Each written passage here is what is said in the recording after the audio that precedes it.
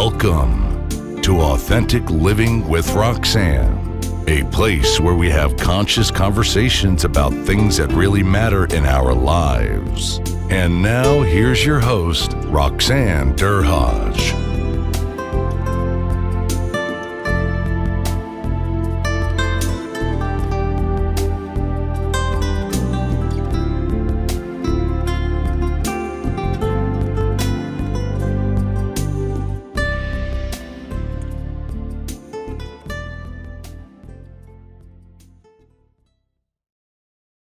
Hi, everyone. It's Roxanne Derhaj. Thanks for tuning in yet again. Today, I have a very special colleague that I met recently as she's also a member of the Canadian Association of Professional Speakers, Dr. Sajel Bellon. Hi, Sejal. How are you? Great, Roxanne. Thanks for having me. So glad you could take time out of your busy schedule. So Sejal has particular expertise that I think would be useful to people listening to the podcast. And my brand obviously is talking about authenticity, but Sejal has a very, very unique background, and she has a very long CV. So I'm going to try to hit all the high spots, and if I miss anything, she's going to add into it. But Sejal's a thought leader in mental wellness professional. She's an educator and a professor. She specializes in well-being, human connection, positive transformation and growth for individuals and organizations. She's a member of the OACCP, which is a psychotherapy and mental health professional, the Association of Trauma Specialists with designations as a trauma specialist, and the International Positive Psychology Association. And she's also a professional speaker, like I mentioned earlier, with CAPS, which is the Canadian Association of Professional Speakers, and the Global Speakers Professionals Association. That's a mouthful. And she's been a board of directors for the Canadian Positive Psychology Association. She's an adult educator, and she's developed the first positive psychology certificates at Wilfrid Laurier. What an achievement, Sejal. Thank you. Her passions are basically, she researched various emergency services, which is an interest of mine and something that I've been involved with in a while, and resiliency, post-traumatic growth, and mental wellness. She brings this not just from an academic frame. What's very, very important to know is that she also has personal experience where her husband is a professional firefighter, and she understands the concept of what it is to live with someone that goes out there and deals with things that the average person may not even potentially envision or have to experience daily or even once or twice in their lifetime. So Sejal, is there anything that I've missed? I know there's a lot more, but what is it that you would want the listeners to know about you that I haven't captured in slicing and dicing your CV? Oh, no, you did a lot there, actually. But really, I come at many of our issues organizationally, and even when I look at families and couples from a very systemic perspective. So it's one thing that I've been encountering is a lot of our solutions and places that people have been concentrating are very siloed, and then we tend to band-aid our situations and finding quick solutions. And what we're finding is that none of these are sustainable and they're not having enough impact. So certainly when I do my work or programs or even talking to people, it really is coming from a very systemic view so that we can have more sustainable success. So for the average person that's listening that does not know what PTS or PTSD is, if you could kind of give them a kind of a working definition of it and how emergency services might get impacted, like someone like your husband, or just the average person, how it would affect when we say system could be family, system could be friendships, sure. Companies, communities, lots of things. It's very, again, this is a very multi-layered and multi-dynamic scenario when we're dealing with PTSD, post-traumatic stress disorder. And we're actually calling it PTSI now, just because you're not always in a disorder state. And I think that's really, really important because that will will help to shift the stigma that's associated with mental illness, and which is considered PTSD is considered under. PTSI gives us the idea that we can come in and out of it, which I've experienced firsthand with my husband as well. So if we think about it, all of us as humans are very resilient. And, we face trauma many times over in our lifetime. And generally speaking, we are wired to cope. And many of us will normalize. Many of us will go through episodes of possibly depression or other coping skills during these journeys, and we come out of it. And that's, again, as human beings, that's what we're wired for. Sometimes we come across something that is just so devastating to our system, to our emotions, to ourselves, that we can't process. And then our brains get stuck in a fight or flight situation, a survival state. And that's where PTSD kind of houses itself, where we're, super vigilant, hyper vigilant, lack of sleep, flashbacks. Our brain is having such problems in processing what it is we've experienced or seen. And first responders, just imagine, again, we are all normal human beings. And now all of a sudden you're taking this normal human being that would normally be able to cope and putting them in the face of trauma over and over and over again. And sometimes with very little windows in between each incident. So what happens? Just like anybody that would be exposed to a number of traumatic situations like that, they too reach their capacity or their inability to continue to cope as we normally would. And some of them will go into addiction. Some of them will have issues at home, but somehow this inability to cope or being stuck in this state manifests itself. And usually, if it's not looked after, it's at the detriment of the individual, right? Or their relationships, their quality of life. And it's really sad because PTSD doesn't affect one person. It has turned our whole life around. And that was 2 years ago. And I can honestly say we were all in crisis. And, I'm really proud to say that 2 years later, not only is my husband doing a phenomenal job and taking charge of his situation and coming to where he's gotten to very successfully, but also that we as a couple have been able to do that. And we as a family with our 2 children have been able to manage that. And so when you talk about systems, it's the individual, the couple, the family, and now navigating back to work. That's a whole other venue of multiple layers and systems again, right? So absolutely, it's really, really interesting. It's not a cookie cutter solution. Absolutely. And it's so telling, right? I often say that when I deal with trauma and in my practice, it'll be like someone will come in and they say, well, the cat ran away, and all of a sudden I couldn't do anything. And I can't believe this has had the impact on my life. But maybe they'd dealt with trauma, maybe they've been through traumatic events, maybe they had trauma as a child, maybe there was a recent separation, it was a cumulative effect of the cat running away, which, symbolically everybody would say, what's the big deal? But all of a sudden that was the kind of the fault in the roof that finally caved in. Absolutely. Right. In our situation here at home, Vincent responded to a call, and it just sent a flood back of all the things that we had been experiencing over the past decade. And it was so funny because we had done exactly what I talked about. We normalized things. And of course, me as the wife and me as just being me was dealing with it through humor. It was a joke when he'd come home from work and he had a bad day or a bad shift. I was just, public enemy number one for the day. And I knew just to kind of keep my distance, and, he'd come around when he felt like. And, I just started using humor as a way for me to cope. Right. Absolutely. Right. And so we started to recognize that there was a disconnection. We both saw it.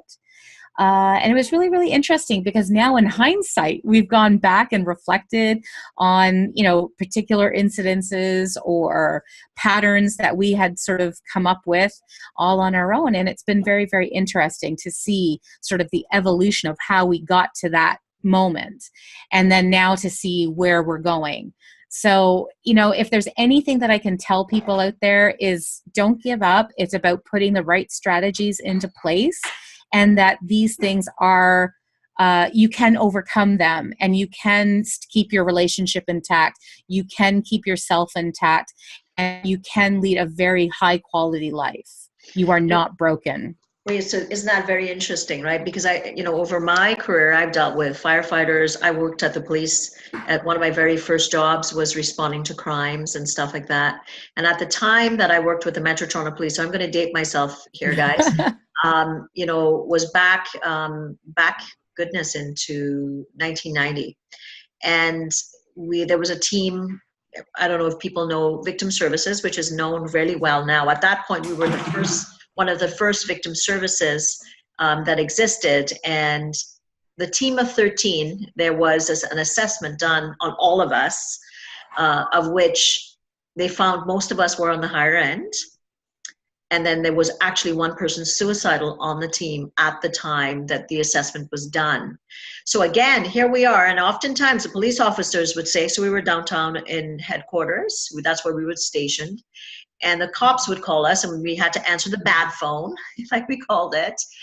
And they would say, okay, we've got something. We'd like you to respond. And they generally would do a massive cleanup, Sejal, before we went out. Mm-hmm. And they would say, okay, you guys, joking, the term, stay in your kind of ivory tower, you social workers, psychotherapists, and we'll have you in after everything's clean, which is right. Exactly what they did. And the impact on our team, who are trained people, we're still human beings with that cumulative effect of responding to traumas. And it's telling, right? So that, I can still remember my worst cases like it was yesterday. Yeah. Reverberating and remembering, because it was impactful for me as a human being. At that time, I didn't have children, but the people that had children, when we responded, the centers of reference, which you would know, which is basically anything that's kind of mimicked or close to our lives, it impacts us more. Yeah. And, and then it's then harder to, I'd say, basically ingest it or find a space for it, because we can really kind of see our lives in the impact of what's happened right in front of us. And it's really getting that support very early to be able to process those symptoms within 24 hours, and then within 72 hours to really debrief completely, to kind of, again, I go through the, advanced digestions of the emotional exactly situation. And then still, if there's something else going on in our lives, we can still be impacted. So having had personal experience with that, it's a tough thing. So with Vincent, mm-hmm. he's seen a lot over that 10 years. He has. Sure. And then you would kind of try to minimize it, or just kind of try to a lot of the time I didn't even know about it. Well, he didn't talk about it at all. No. And so this is another thing that we've encountered amongst some patterns amongst emergency responders, is that they want to keep work at work and home. Yes. And they don't tend to bring the conversations home. And I would like to sort of challenge that a little bit and encourage spouses to open up with spouses, because it allows the other spouse to be there for you, or at least to be aware of what could be happening. And so when you come at this as a couple, you're not alone. And in fact, the marriage can get stronger, because now you're being given an opportunity to step up and to be there in the way that a spouse might need you to be. Isn't that interesting, right? Because if you think about it, and I can think back to my time, which is the same but a bit different from what Vincent might have gone through. When you are going through those traumatic events with a partner or a crew, there's a bond that gets developed, that's so like they get me. They get what I do. Mm-hmm. And I still have a partner. She's one of my very best friends today. We had several near misses where we could have died, and I'm sure Vincent has multiple stories about that. That bond that got developed with us, Sejal, was so deep because we, in a flash, as human beings, in a second knew we could have been gone. So that bond that gets developed, if you're right, if I go home and I don't share it with my partner, what I'm doing is really disallowing my partner to understand that space that I was in and finding that, that bonds elsewhere. Would you agree with that, or in a different way? Yeah, and what it does, it becomes missed opportunity. And when we tend to experience something on our own and discluding our partner, and again, it can then have a sort of relay effect of disconnection between the spouses. And then just imagine talking about what you just did, where you're building a bond outside at work. And again, our dynamics and populations at work are changing, where we're having males and females working together. People find those connections a little bit stronger, perhaps. When we become vulnerable, who are you going to go to? You're going to go to your crew, you're going to go to your spouse. And so then we're talking again, a whole different layer of potential dynamics and things that can happen or not happen, right? Like, so what I'm suggesting is that, to continue to have conversations, at work, because I do think those bonds are very, very important, but also have and to encourage conversations to happen at home, even the tough ones, because it's the tough ones that really help with connection. And that's anytime external or internal to the home. When we break through, when we challenge ourselves to have really tough conversations, things that we don't normally talk about or are really difficult to talk about, and we're able to work through it with that another person, it brings that relationship closer. It makes that connection tighter. And it just allows us to have stronger bonds that are necessary during times of turmoil. You can't create these connections when you're already in crisis. You need to have these connections in place so that when crisis happens, you're not alone. Absolutely. Well said, right? Because obviously with PTSD, like you're saying, those symptoms can be there, right? And obviously the EMS workers are going back in the next day or whatever, right? So being able to share, that I went to a call and my goodness, there was a child about the age of, my son's, and kind of what I saw the impact on that family. And then I saw, what could happen. Where did it take me, and what am I afraid of, and what am I grateful for? Those are the deeper conscious conversations as human beings. If we get there, what we do is, instead of leaning away, people start to lean towards, right? That's right. And that what happens is with emergency services, policing, paramedics, or firefighters, which I know well, is that there's that sense of I'm gonna put it in a silo. I'm gonna figure out a silo because I don't know what to do with all these things. Sure. Or I'm already alone, and then we tend to create more alienation or isolation because we don't want to talk about this. I know, look, I'm coming back to my crew. No one else is experiencing anything, but it's not that they're not experiencing anything. It's that no one's talking about it. Right. And, we've seen an increase frequency of suicides within this population as well. And everyone's talking about suicide after it happens. We need to be talking about suicide way before it's even a thought. We need to have these open conversations so that people can recognize, what does risk look like? What does hopelessness look like? And what can we do before it gets to these points, right? So I want you to speak to a family member that may be listening. Sure. That's thinking, okay, what should I be looking for? and what should I be thinking, and what kind of way should I start approaching if I've never approached? Because you've been there. I mean, as a a couples therapist, I can tell people, the things that I think, but you've actually been in the trenches with a partner, doing it. So what kind of advice would you give to any family members or even kids, that maybe having experience of mom or dad, whoever's in that role, maybe they know there's a bit of a buffer, but they don't know how to intervene. What kind of things would you suggest to them, Sejal? So basically, one of the first telltale signs is when you start to feel disconnect, whether it's yourself or the other person. When you start to feel that distancing, so follow your gut when it comes to that. And don't be afraid to address it. Because if we address that when it's smaller, there's still room for us to connect and talk about it. What happens over time, if we just let things go, that distancing gets further and further apart. And then we're less apt to be vulnerable or as open or authentic as we would normally be if we were this close. Mm-hmm. So as soon as you start to feel a disconnect in a relationship or between someone you care about, or even perhaps somebody at work, just reach out, talk to them. And it doesn't even have to be deep. Mm-hmm. It just has to be a point of connection. Find something to laugh about. Find some common ground. Let them know you're there.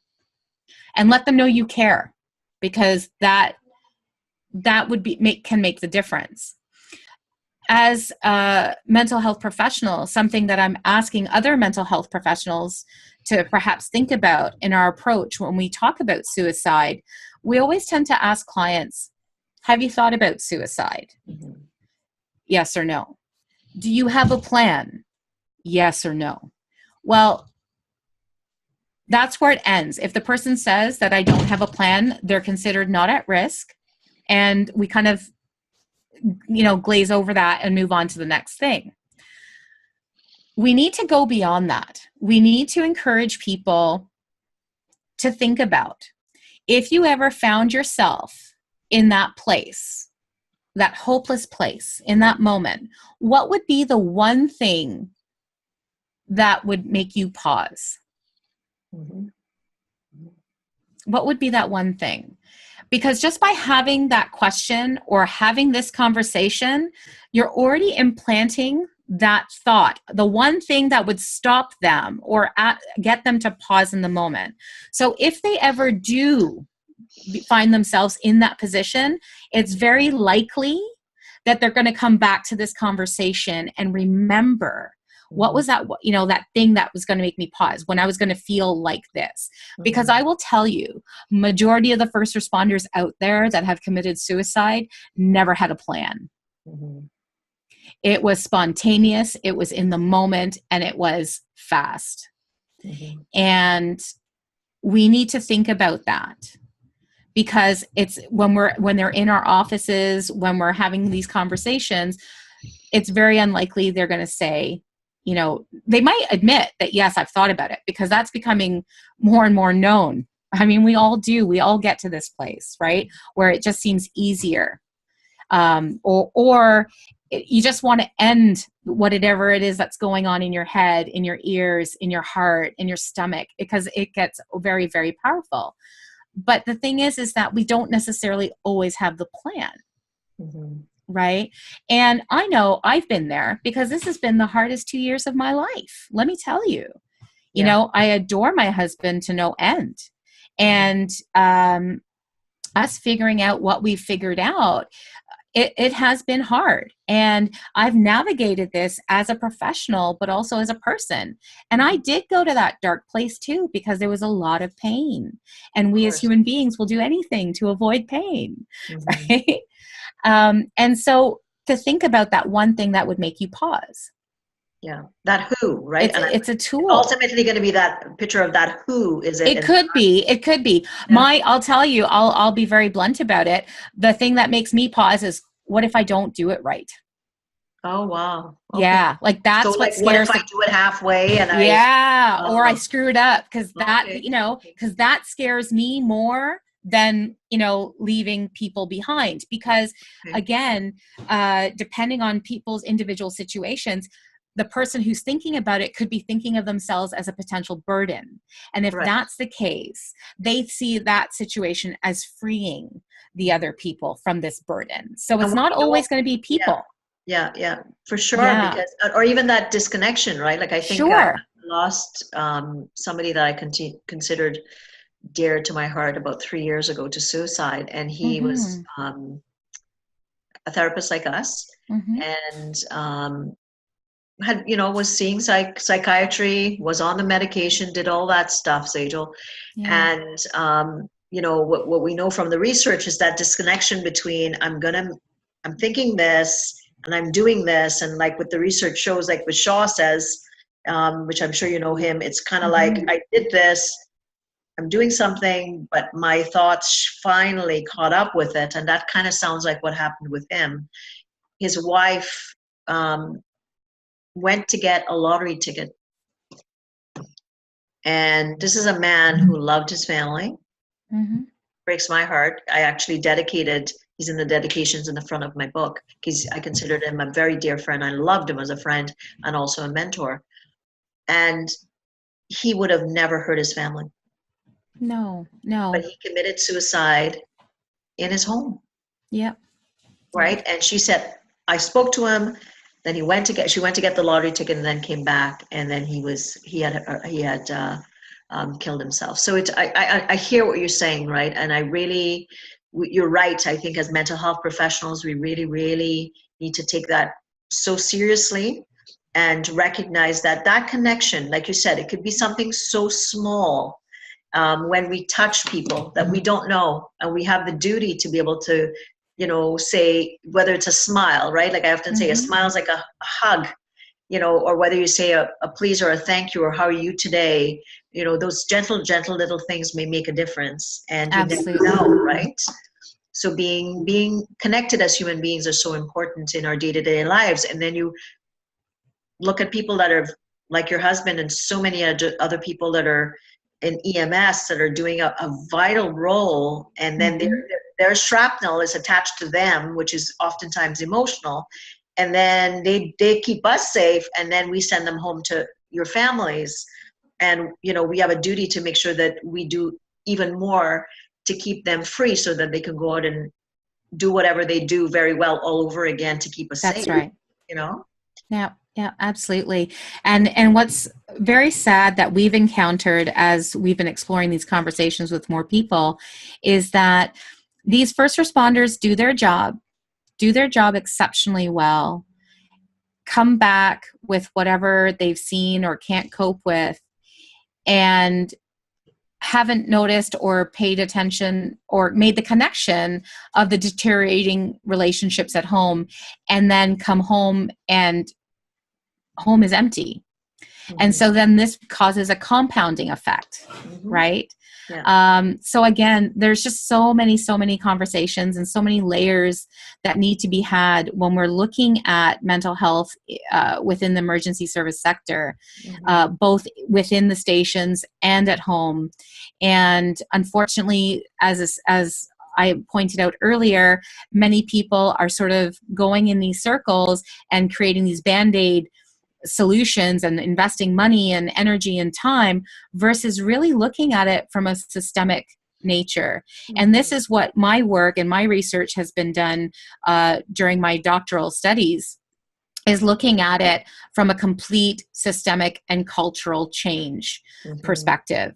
How to create multiple layers and multiple connections within the system so that no one system is being totally burdened financially or any resource-wise. And how we can tap into systems that are not even included in the conversation, like families, like communities, like creating bigger networks. And if we were to do that, how much more sustainable the change would be, but also the improving of quality of life for not only the individual emergency services, but their families, the communities, and the people that benefit from their services. Like this can be a real snowball effect, but in the right direction, if we were to look at it. Absolutely, because, if you think about it, the more connected we all are to each other, unfortunately, bad things happen in our communities, and we need these Absolutely. services, and we rely on them.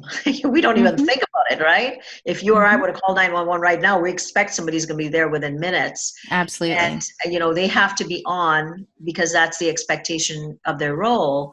But we also have a duty, I think, as a community, and globally even, the more connected and aware we are to keep people healthy, then we're really taking care of each other, and we're taking care of our neighbors. If that's the way I look at it, right? Mhm. Mhm. And it's talking about a tough topic that we're talking about today is really, it's on the opposite continuum of authenticity, right? Because we expect people to be authentic, but when they're going through rough times, what do we tell them? Oh, get over it. You'll Suck be it up, Buttercup. What's the big deal? We've all been there, blah, blah, blah, Yeah. blah, blah. Yeah. And in this case, I can tell you, and I know you've seen it in your practice and your speaking and things like that, same as me, those things don't work. No, we need to have conversations. We did a recent talk. My husband and I actually went out and talked for the association, for their professional firefighter association, where we opened ourselves up. And I didn't go in as a mental health professional. Actually, one of the platoon chiefs even said, he goes, "Oh, I saw your card, doctor," and rolled my eyes.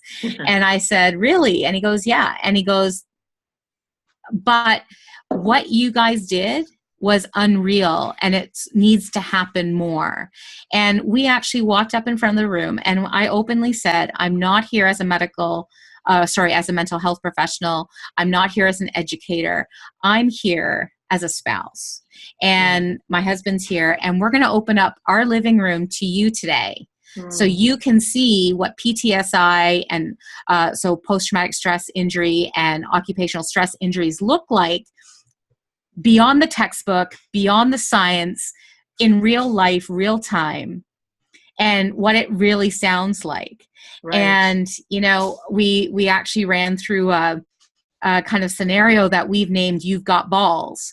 And it was actually sort of a real mini reenactment of one of our most ridiculous fights that actually positioned us to actually deal with the situation that we were at, Wow. and the time that we were at.